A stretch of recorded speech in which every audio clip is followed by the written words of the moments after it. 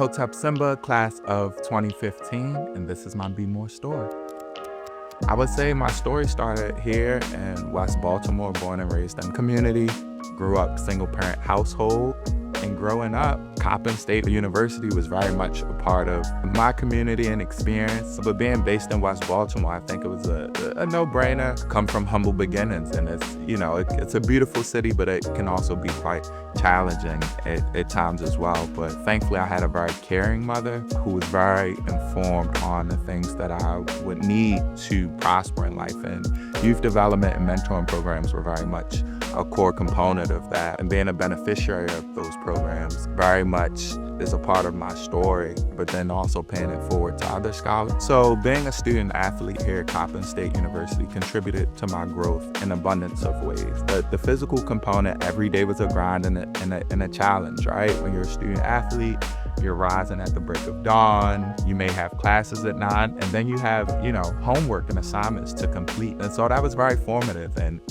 from K to 12 wasn't necessarily a top tier scholar.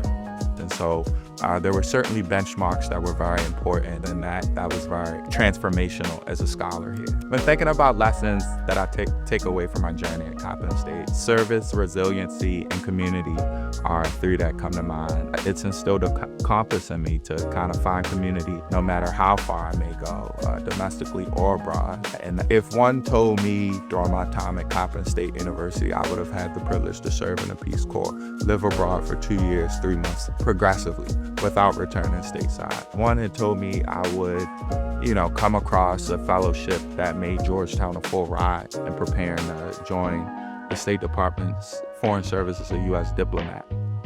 I don't think I would have bought into it, but these are very much realities, and these realities started here at Coppin State. To be more is to overcome what you're not supposed to do.